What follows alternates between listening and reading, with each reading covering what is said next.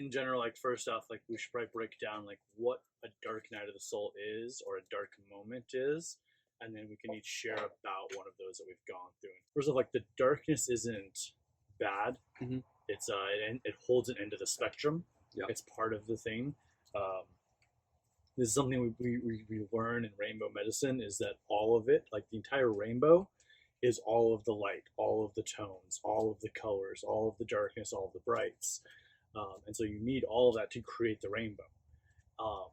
And so even if you think about the most beautiful painting you've ever seen or the most beautiful scenery you've ever seen, you can only perceive of that because of darkness. So darkness, having the light hold one end of the spectrum and darkness hold the other end of the spectrum, we actually create the game of existence, the game that we're playing here. But there are moments that are heavier. We call them heavier energies, heavier moments, harder times in life. We talked about in one of the podcasts about like life starts off hard and it gets easier as you level up. Mm-hmm. But those leveling ups can be very hard. Or also doesn't mean it's like, oh, just because I've leveled up, 7,000 gazillion whatever times doesn't mean that I can't have a hard day. Yeah. Or whatever. Absolutely. So with that being said, for yourself, if there's anything you want to add on, like what darkness is or what a dark night of the soul is, and then maybe one that you've been through. Yeah. So for me, being heavily immersed in kind of the Renaissance and medieval magical currents, that kind of thing. Yeah. A lot of my worldview is filtered through, I guess you could say, planetary stuff, intelligences, that kind of thing. So astrological, sort of zodiacal things. Yeah. And for me, the planet and the archetype that represents darkness the most is going to be Saturn, right? Okay. Darkness is a Saturnian concept, ultimately, right? And it kind of goes back to, Saturn is in the mythology, he's quite a dark figure in general. He eats children, all that kind of thing. Yeah. He's also very chthonic. He's very earthly, right? He's under the earth, and eventually, in the later mythology, at least in Greek, Kronos, who is the Greek version of Saturn, ends up ruling Elysium, which is kind of like the blissful afterlife, which is really interesting as well. But the reason I say it is I like to conceptualize time and experiences and passages like this through cycles. And the easiest one that I use, or the one I use the most, is going to be the planetary cycles. So it's planetary hours and planetary days, right? Okay. So the week for me begins on a Sunday, which is the day of the sun, right? It's the day of birth, it's the day of brightness, and it's everything that's embodied in that kind of the initial spark of creation, right? It's the fire, it's the will, it's all that kind of thing, everything we associate with solar energy. Now, your week, as you go through, it then passes through the cycle of every planet, and every planet is an archetype, it's an idea. Right, and this is kind of, it's hard for people to grasp because, again, we talked about this on the podcast, this idea of like an atheistic materialist bias. When you say a planet, Saturn, Jupiter, Mars, our first sort of picture in the mind is the physical planet, right? You think of the actual thing. You don't think of the god or the archetype. The archetypal energy that's around it, Right, and then that's a consequence of our worldview that we have to consciously unravel, right? But in this sense, if you're looking at it in the sense of a week, I often like to imagine your week as, if we were to use a tarot analogy, for example, it's the fool, right? The fool or the child's journey throughout the week. And every single day, the child or the alchemical figure, whatever you want to call it, the you, essentially, take on the rulership of a certain planet, or you take on the aspect and the archetype of a certain planet, depending on the day, right? So again, Sunday is the day of birth, right? It's the solar, all that comes out. That's kind of the initial birth child. Yeah. Then that's all the physical stuff, right? The surface stuff. The next day, when that child matures, it's the moon. It's the day of the moon, which is the subconscious. It's the psychic. It's the unconscious, everything under the surface, right? And that's all the lunar association. That's Monday. Yeah.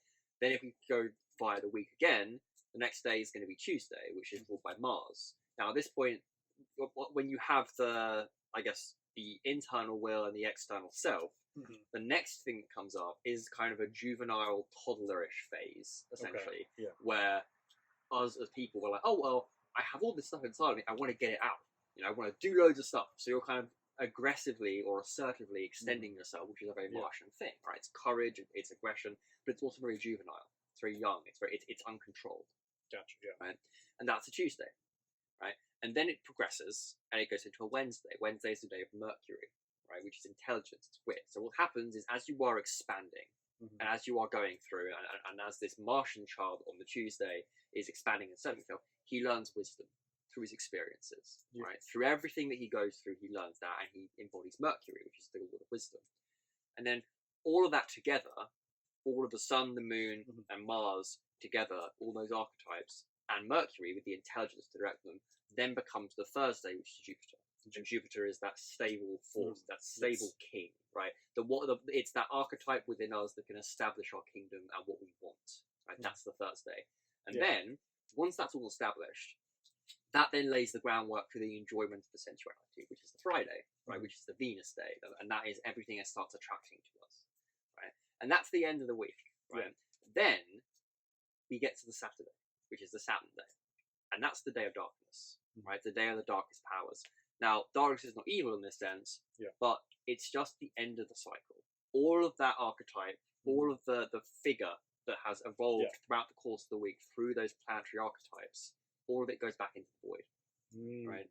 It all goes back into the void, which is the ultimate potential. It's the womb, right? It's the womb and the tomb together, right? And they're the same thing, right? So all of that energy that's been built up throughout a day, on the day of Saturn, which is the Saturday, also kind of a day of rest, it goes back into the darkness. And the darkness reconsumes all of it and puts it back into this realm of potential where nothing's happened, right? Or everything could happen. And then it starts again. So everything then on the Sunday, the cycle repeats, and all that light and all that birth and new energy comes back out of the darkness. Gotcha. Okay. So to me, a dark night of a soul and the dark experiences we go through are Saturnian. And that's how I conceptualize that as a Renaissance musician. And just interesting side note on that of like the 7 days, which I mean I've known before, but also like the 7 cycle that exists. Like it is something like we've created as humans, but also like the 7 chakra system, right? And like you could apply each one of those to the planets as well. But if you apply them to the days of the week and you move through it and so forth, you also have like stages of your life. There's a belief in a lot of Kundalini practices where like your years 0 to 7, you're actually in the root chakra of your life. And then from 8 to 14, you're in the sacral chakra. But within there, you have each year has its own thing. So year 0 to 1 is the root chakra of your root chakra. Right. Yeah. Then then year 1 to 2 is like the sacral. Like so, you're learning these different things, and then you eventually begin to individuate. But it's like if you follow the same pattern, if you put these systems together, which is something I like to do. Yeah. But also like see how they're similar because they're taught around the world. And these people didn't have phones to text each other, but they're getting the downloads from source. So it's coming through their own filter, but it's very similar. I guess that would be my thing that I'm saying here is like the concept is if we follow the same system, the root chakra, would kind of be the sun actually. And then the crown chakra or the top of the octave, the 8 notes in an octave, the 8th note is the bottom of the next one. Right. So that transition between 7 to 8 looks like it's a negative thing. Yeah, you're back at the bottom. You're back at the bottom. But actually, it's like, and this is kind of the. Go for it. Yeah. And this is like how it's how I shifted my awareness, I guess, around my relationship to darkness, where I shifted it from being a tomb to a womb. Yeah. Like it's very easy when you're in this dark moment of being like, oh, shit, like everything's collapsing, everything's going to hell, whatever it is, right? I have tried my best, and I'm not going to make a claim that I do this every time. I'm not perfect with it. It's very difficult, but it's like I try to reframe my mindset into seeing my dark moments and my heavy moments as wombs and opportunities for growth. Things will come out of them. Yes. I acknowledge them as the ends of cycles, and I think it's important to acknowledge that it is an end of cycle. But I know as part of my core beliefs and part of the way I live my life, I like to focus on what grows rather than what's decaying. Yeah. So whenever I have these experiences, I will look at them and I'll say, okay, yes, this is a heavy moment. This is a Saturnian moment. This is very difficult for me. What is it going to teach me? Like, what can I gain from this? Where can I see myself growing from this situation? And that's really helped. And I think that, to me, is kind of like it's like that's the conscious part of the dark night of the soul, in a manner of speaking. It's like when you get that awareness that the dark night of the soul, whatever it is, however you conceptualize it, is an opportunity for growth more than it is an opportunity for death, right? Or even that it's really the same thing, you know, because I take a very hermetic approach to this. It's that death is just dissolution. It's dissolution of materials, right? So like if you imagine that everything you have up to this point is an amalgamation and a coming together of various materials. Yes. Death is just the release and the disillusionment of those materials. You are not the materials. You are the thing behind them that's been guiding them, right? So that's even why I like the term ego dissolution more than ego death. I agree. Because if you weren't meant to have an ego, you wouldn't be born with it. You're not trying to kill it. You're trying to befriend it. You're trying to remove the muck out of its eyes, per se. Yeah. I think this is another. It's a very. That's another tangent, but it's a tangent. Yeah, but it's another thing that I see in spiritual communities a lot when they talk about ego. It's huge in the plant medicine world as well. You know, when they talk, to go take ayahuasca, it'll give you an ego death. It's like it's not something you should be aspiring to. Even the concept I hear too, sometimes people are like, I went and drink the medicine, and like ayahuasca just shows you stuff to make you scared. It just shows you the bad stuff of your life. It's like, no, it doesn't. Yeah. It's like if that's what you're seeing and you're running from it, then you're going to be in that perpetual cycle. But it's like if that brings it up, it's like it's your space. It's like, what is this? You know, not just ayahuasca, but that goes with somatic breathwork. It's any kind of medicine. Somatic breathwork release does that kind of stuff. Sweat lodge, and one thing I'll say on like indigenous ceremonies and rituals is it's interesting too that like so a lot of the more feminine or deeper discovery ceremonies do happen at night. Usually like working more with the moon energy and like more of the rebirth ones happen in the sun. So kind of an example, like when people are talking about working with the darkness energy or the feminine in the shamanic tradition, like grandmother, divine feminine is the darkness. Grandfather, divine masculine is the light. And so when you're working with the sun energy, he starts you in the light and shows you the colors of the light. When you're working with grandmother, she starts you in the darkness and takes you to the light and the goldness and the colors within the darkness. So it's like they're both leading you to the light, but it's the light beyond the light.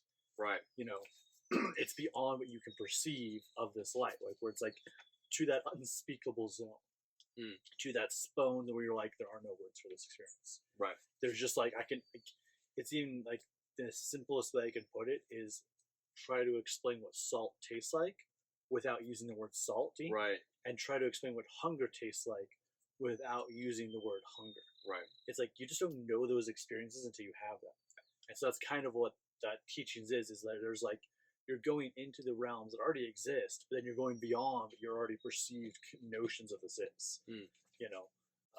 So anyway, so coming back to the darkness, coming back into this bracket of dark nights of the soul.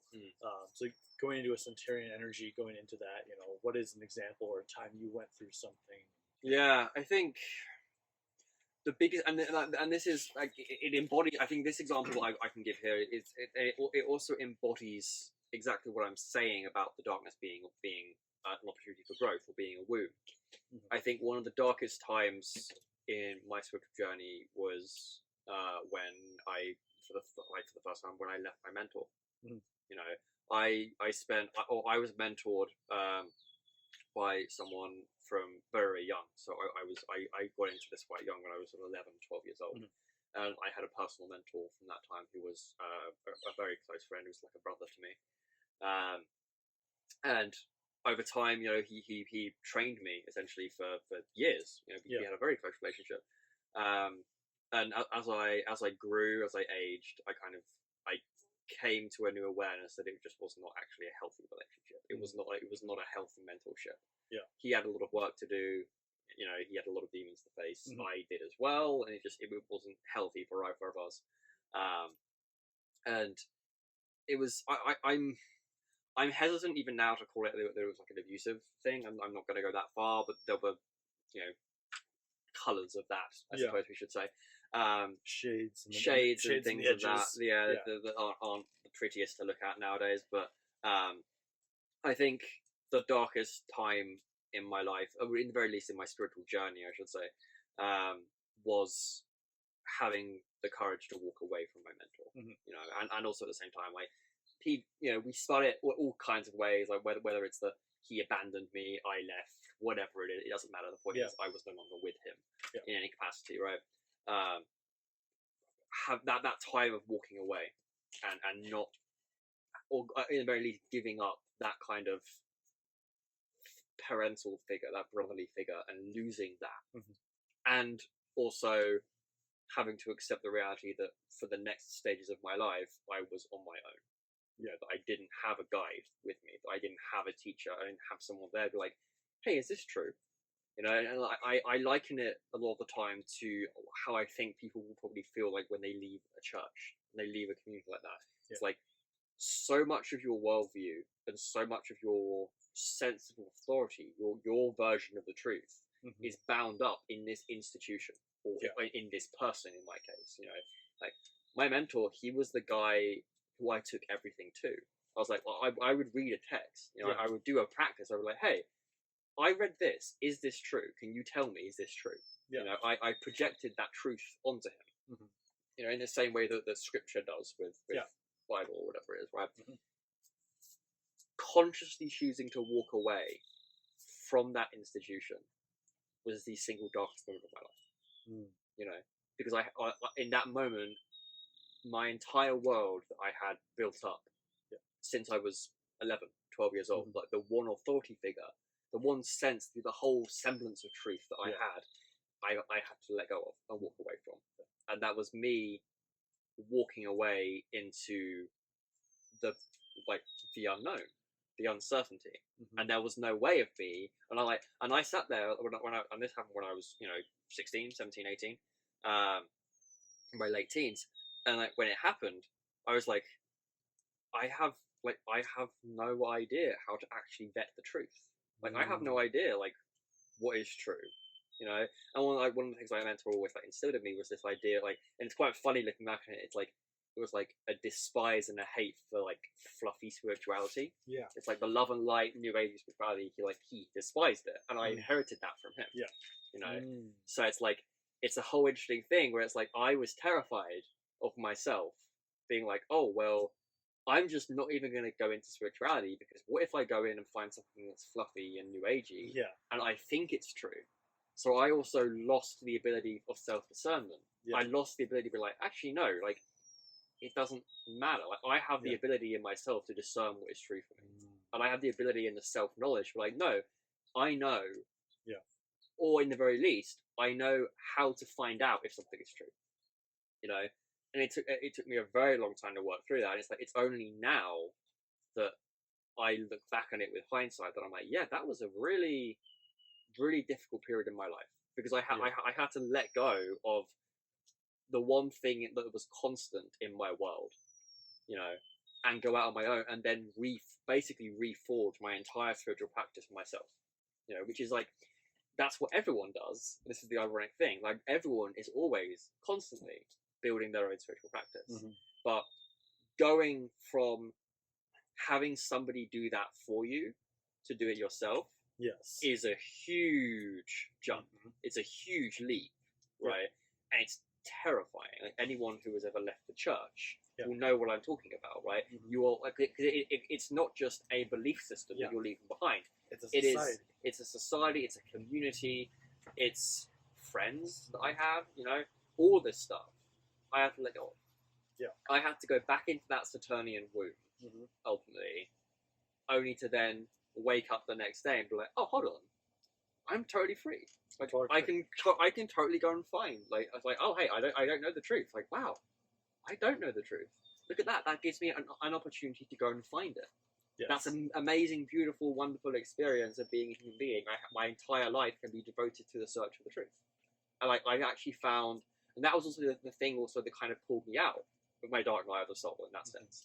Where it was the joy and the reverence that I felt in the search for the truth was also what helped heal that wound, being oh, I have no truth. It's great, I have no truth. Look at how enjoyable it's going to be to go and find it. So that joy and that love and that confidence in myself came back, and I think it's important to note we call it a dark night of the soul. They're never just a night. They're never just one night. It's never just one night. No. This whole experience, this was like 4 years. Yeah.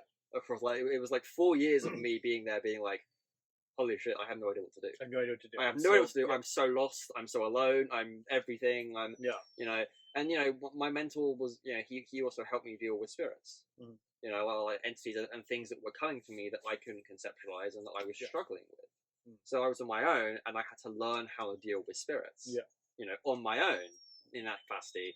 And then that's what drew me eventually to the grimoires and all this kind of thing, because it was a structured way of exploring and working with spirits. But this was like a 4 or 5 year ordeal that I went through. But I had to do some really deep, spiritual alchemy or shadow work, whatever you want to call it, to really bring that core, what was essentially a father wound or a brother wound, to the surface, and then alchemize it and heal it, and be like, actually no, like it's okay for me to walk away, because like actually it's in it. I'm allowed, and I have this amazing new opportunity without him, and without my mentor. And again, it's funny looking back in hindsight, like I can say this now, it's like the stuff he taught me back then, like when I was younger and I was looking up to him, I was like, that's amazing.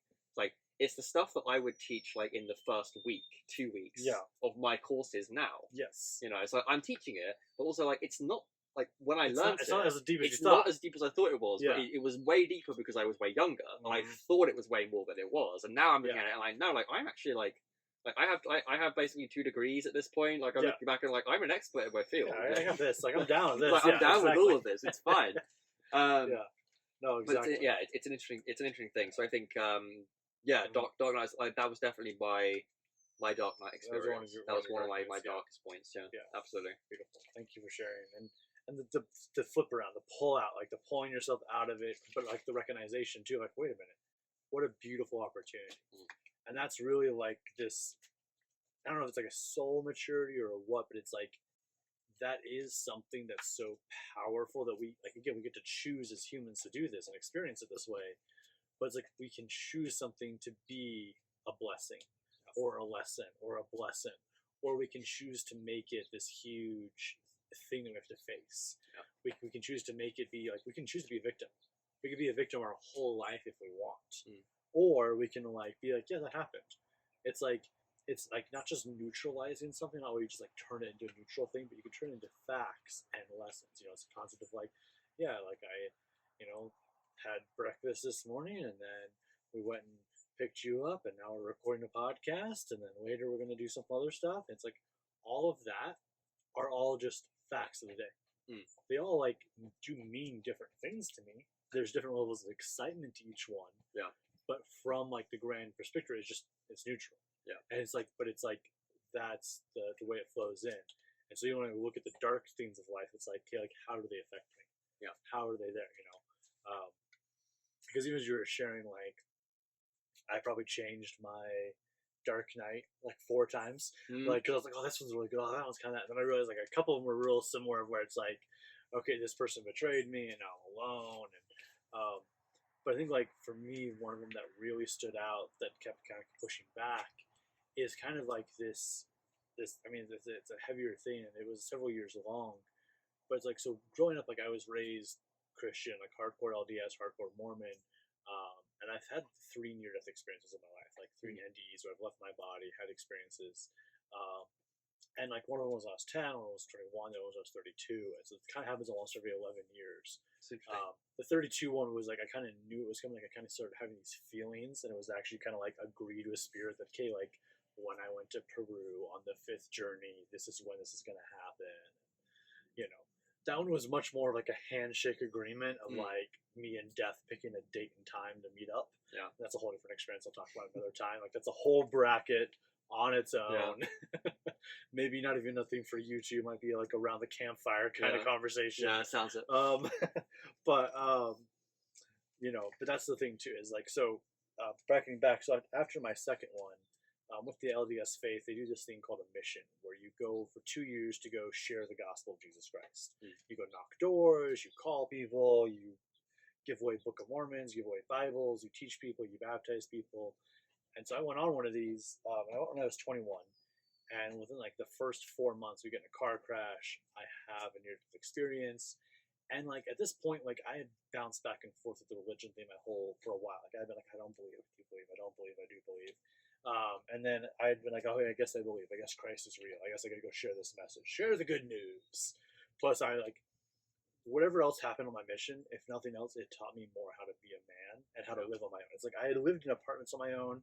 I had lived in my car on my own. I had been like kind of a nomad for a few years before that. But then choosing to do this, it was like, okay, you're getting to live with another person that you don't get to pick. And so you get to learn personalities, figure out how to live with somebody.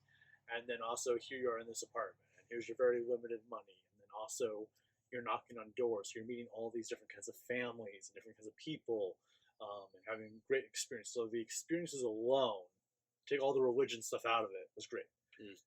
The mission itself, in some ways, is kind of like a cult and a fraternity at the same time, because you're a bunch of like 18 to 22-year-old guys, you know, and then there's like set little initiations in the thing. Anyway, so long story short, one of the things that we do is they keep track of your miles. So you only drive so many miles a month.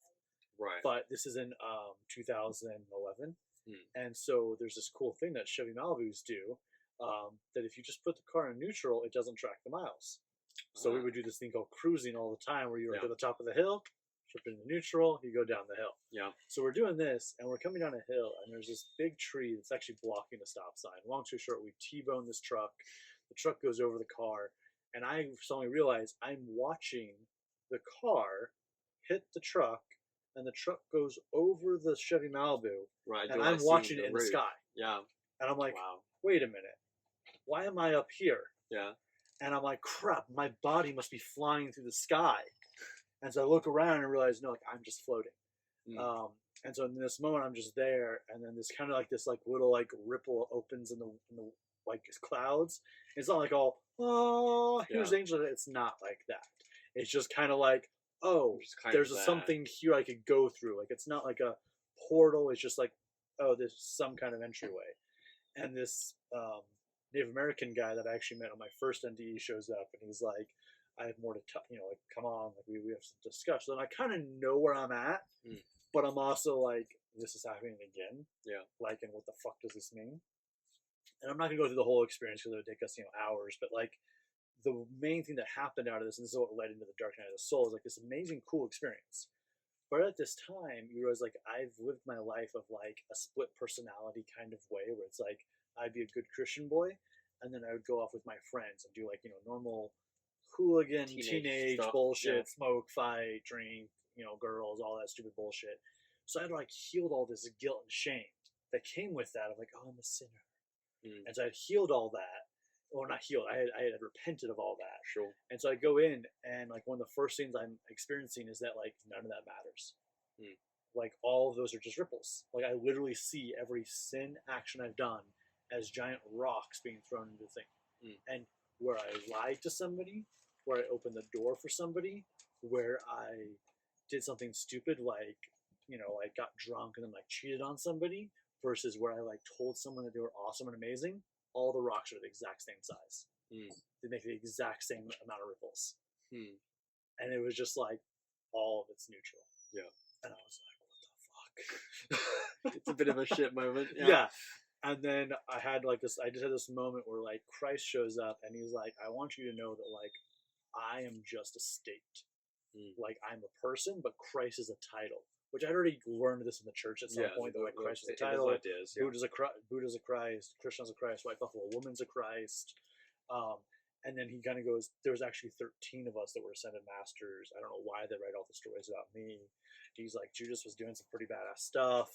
You actually read the Hebrew Bible, and without some of the translation changes, and you find out like Judas like might possibly have been Jesus's like brother, like Joseph's and Mary's actual son. But you also find out that like the whole betrayal thing like isn't actually real. Like there's not a Judas that like betrays him. Like there is someone that rats him out, but the story gets shifted 400 years later when things get written down. And they only have this list of like 14 names.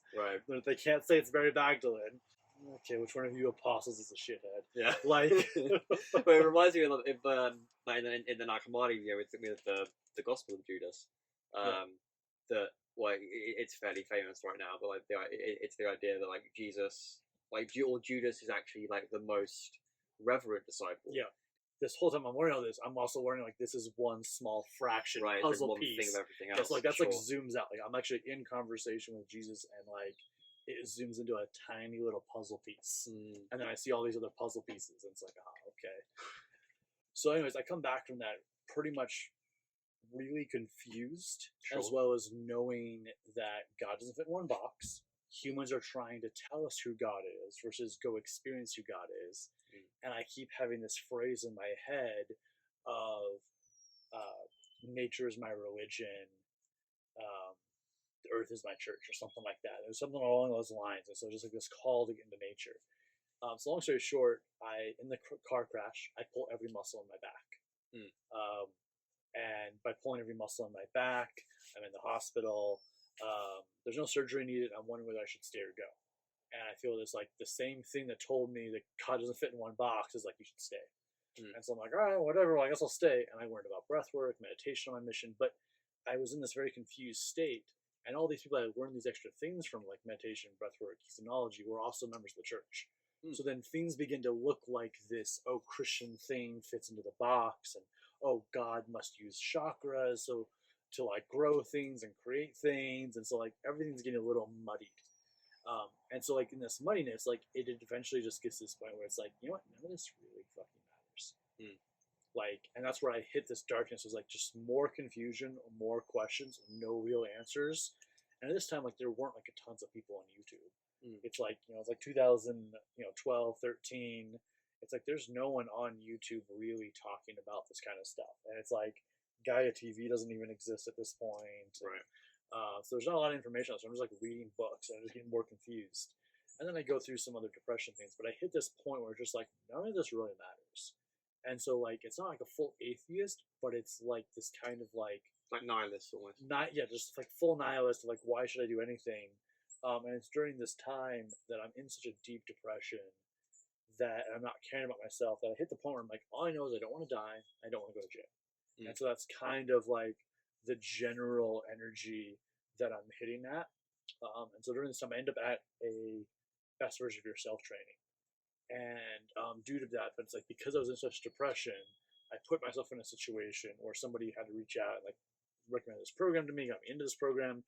Go to this training, changes my life. Go to the second part of the training, changes my life more. I start volunteering at it. And then by volunteering at it, I eventually meet someone that connects me with my mentor later on. But like in this part of like when nothing's mattering, it's like I go through like breakups. I have friends that fall away.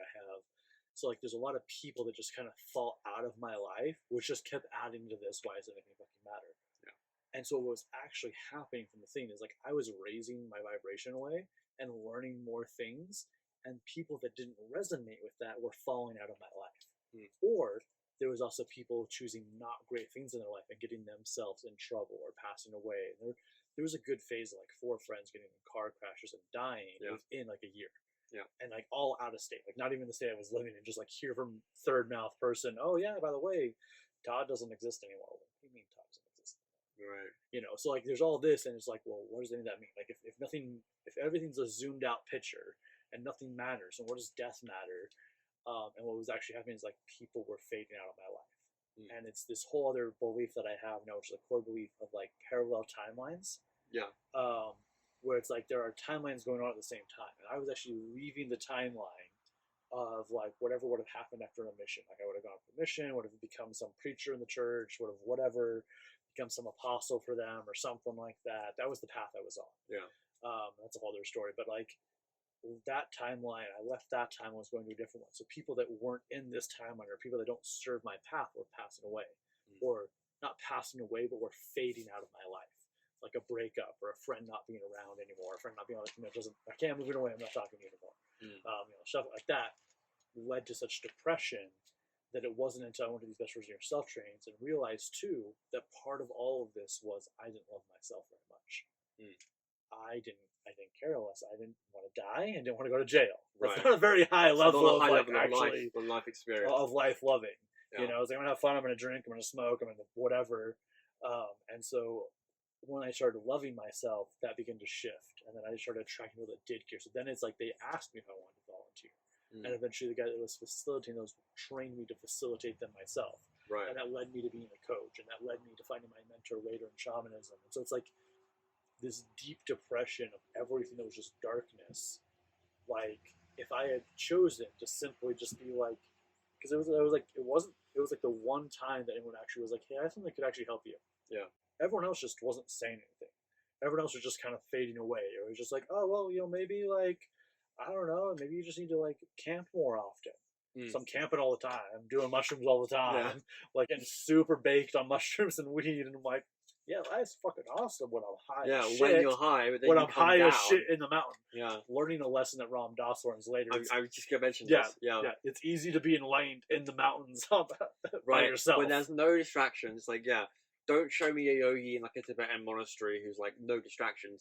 Show me an enlightened person in like the frozen pizza aisle at Walmart. Yeah. You know, like when you've got like two like single mothers with screaming kids next to you, there's like a robbery going on down the next aisle or something, and you can find Zen. Yeah, in that moment, like then you're enlightened. Then you're enlightened. Although, no, I'll rephrase it. Then you're enlightened in that moment. At that moment. So then the next, I remember because this is the next thing Ram Dass says, like, okay, because he moves to New York, right? And he's like in New York, all over the place. Like, hey, I became enlightened in New York, and then I realized I still get pissed off when I'm driving. Yes. You know, so then I needed to go to spend like years of my life driving around the country, becoming enlightened when people cut me off. Yeah. You know, it's like. And it makes me wonder almost about it's kind of in the reverse of the Dark Night of the Soul almost, where it's like we have this impression that enlightenment is a continual state. Yeah. You know, but it makes me wonder if actually it might be better to talk about enlightenment as not as cyclical, but as state dependent. You know, so like you can be enlightened in some things and not others at any given time. Yeah. Like you can be really enlightened and connected and intuitive in one thing. Yeah. Or when you're in one state of being or one state of mind, but you're not going to necessarily maintain that. You're not always going to be enlightened, right? You will come back down. Yeah. But like the state of being enlightened is about how well you can move between those states. Yeah. You know. And that's also the thing too. It's like being in balance with yourself. So I agree. It's like being enlightened. It's like almost like a breathing. It's like if it's a balance. It's like what's the different equilibrium and balance. Right. Balance is a yoga pose. Right. Equilibrium is when you're actually kind of going over. So enlightenment's almost like this too. It's like a back and forth. Right. Because we have like there's a lot of discussion today about especially in spiritual community and wellness community, like find your balance. Find your balance. Find balance. Do this. Like okay, balance is a point. It's a point where everything is completely equal, so there's no movement. Yeah. Right. Like it's like a point on a scale where the weight on both sides is exactly the same and they stop. Yeah. But people actually mean like a seesaw, like a teeter-totter, like find your balance. Right. You know, and it's like life and people are far more complex than that. There are so many other things going on than just like one little weight that goes on. And two, there is a contradiction there. Because if you look at anything, especially in the more Eastern systems, Taoism, Buddhism, they have this idea that stagnation and you know constant stillness is not a healthy state. No, it's not. Right? Like a little bit of stillness every now and again for contemplation, meditation is good. Yeah. Right? But you don't stay there. Yeah. Because if you look at nature, the difference between flowing and stagnant water. Right? Stagnant water is festering. It's swamp It doesn't taste good. It doesn't taste good. It's bad for you. It will probably contain diseases. And, swamp water. Yeah. Right? Flowing water is much nicer because it's a stream. Yeah. Right? So same with stagnant air. Like if you have a room that has no airflow, right? And you no open airflow, it up, you're going to eventually suffocate because you're coming out and all that kind of thing, right? Yeah, so it's the same thing with balance and equilibrium, right? Because balance, there is no movement in it, right? You've got two things there, and there's no movement at all. So there's no growth there, no extra movement. Equilibrium is knowing at whatever point you need to put the weight on whatever side. Yes. You know, you're like, okay. It's like I often use like the example like masculine and feminine energy. This is a big discussion in like a lot of spiritual right now. It's like, and people are often like, you know, you'll see a lot of those like, you know, $7 like coaching programs. Yes. Like, balance your masculine and feminine energy, whatever like, it is, right? Yeah. It's like here's the problem. Here's the problem I have with it. It's like there are going to be times in your life where you are going to need to be more assertive. Yes. More, if we're using that system, more masculine. Like you're going to, there are times in your life where you're going to need to be more in your masculine, and there are times in your life where you're going to need to be more in your feminine. Yes. Right. This fad or this idea that you can achieve this somehow perfected state by having exactly 50-50 is a complete fad. Yeah. It doesn't exist. It doesn't work to me. It never works. And it's more probably actually 100%. Yeah. Like there's a thing, and this is the one thing I learned from a teacher that talked all about alchemy, but she used it more like in your psyche version versus like physical alchemy. But there's a thing called the golden lotus, and it's like it is the merging of the divine masculine, divine feminine, because it's 100% masculine, 100% feminine, working together, creating this childlike creation energy, but also as that creation energy grows and shrinks, again, it's like tomb and womb, but it's that balance, but it's not a 50-50, it's 100%, 100%. And it's like at times one might be like, hey, like you pull back a little bit, we go this way, you pull back a little bit this way. Right. And it's something like in shamanism, they talk a little bit too, and this is like in one of the Andean traditions. But it's the elements too. Like it's that balancing the elements within. So it's like more you get to know yourself, more you can balance without. And so they teach the concept of like the 8 directions. So you have the 7 directions, which is, the 4 cardinal directions that represent the 4 elements. Then you have the masculine, the feminine, and the internal. But the 8th direction is actually the external. It's like the collective. It's how you influence the collective, and how the collective influences you. And you can influence the collective more when you have the elements balanced within you. Because then, like when your elements are balanced, your masculine and feminine are balanced, and you interact with somebody that's not. Maybe you interact with someone that's more of a fire sign, more of a strong fire sign, and has some masculine wounds, but is really powerful in the feminine. If your equilibrium or harmonized in all of yours, or maybe you're strong and weak in your fire but strong in your water, you might actually fit together as a good puzzle piece with them and help them harmonize themselves more, and you harmonize more. So then it becomes like a bass guitar and a guitar playing with a drum at the same time. It becomes an actual song versus just one instrument being played, one instrument of rhythm and vibrations happening. But it's like by being essentially, they don't call it the avatar, even though I actually think of the avatar from like the last Airbender. They just call it being, like working with the elements. But it's like the 8-petaled lotus is another thing they call it, or the eight directions, because the 8th direction is the final like collective. Yeah. But you're always influencing the collective, and the collective is always influencing you.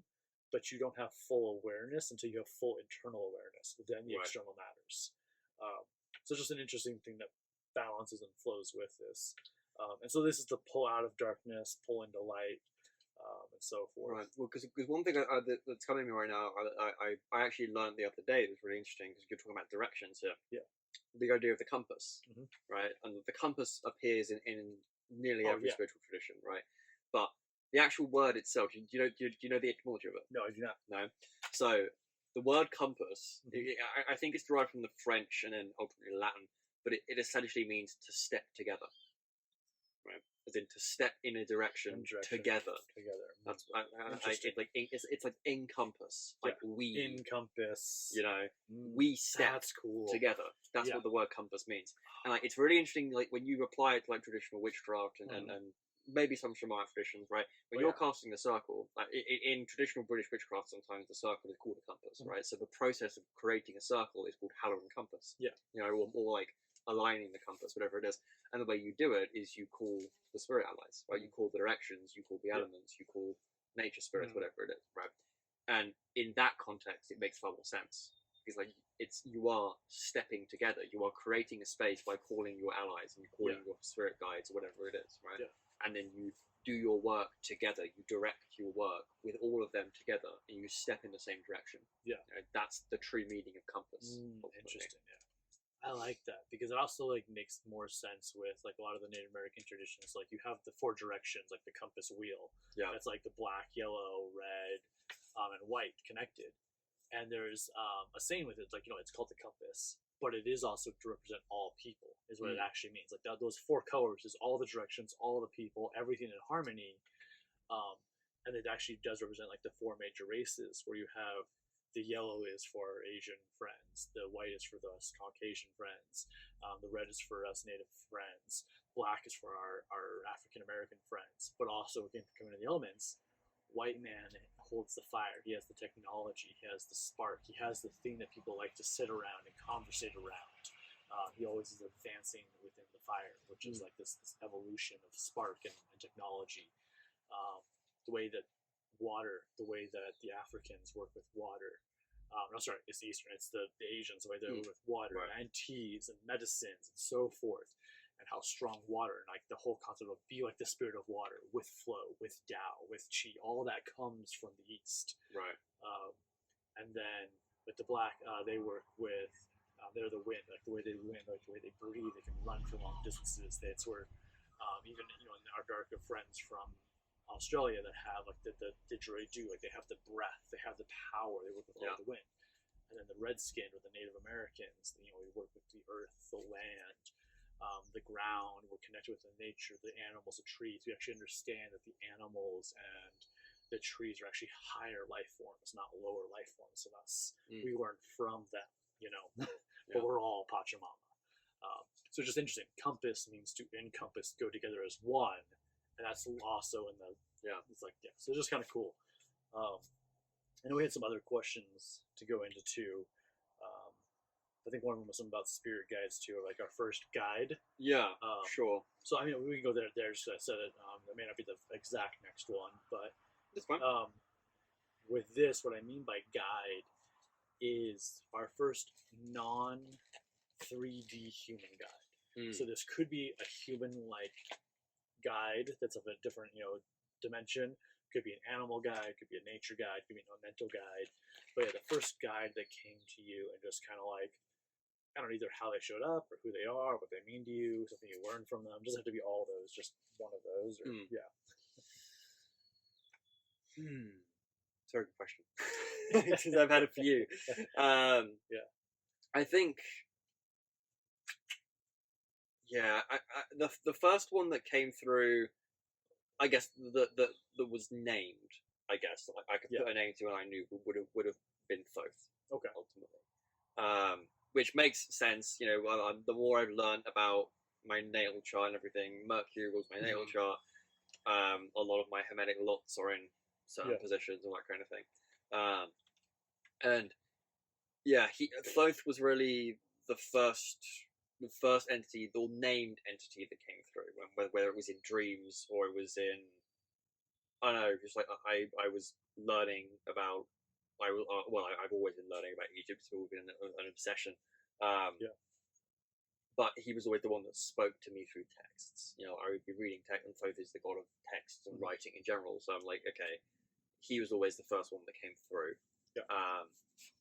And he's also the one I still call on today in terms of the psychopomp kind of figure in general. So before I open any circle, any compass, before I do any ritual, I will do an invocation to Thoth or Thoth Hermes in general. Gotcha. I will always, because he is essentially my patron spirit at this point. Cool. Like I am. I wouldn't say I'm necessarily a devotee, because I wouldn't say I'm necessarily devoted to any particular spirit or particular current, because I'm very eclectic. I understand that. But he is definitely one that's come through a lot for me. That isn't to say he was the first. I have had other spirits or other forces and things come through, but it's very difficult to like put it into words, like what it is, because it's like the experiences of that are so fundamentally different, and they weren't named entities or anything like that. Like I have become, I think the best way I could explain it is like over the course of my 15-year practice, however long it's been now, I have become increasingly aware of forces or animate forces, and consciousnesses or awarenesses have come through, whether it's been in meditation or during ritual, and they have communicated certain things, or I've seen certain things, or I've heard certain things, and things that have affected me ultimately, and I can't say definitively like, yes, this is a guide, this is what it is.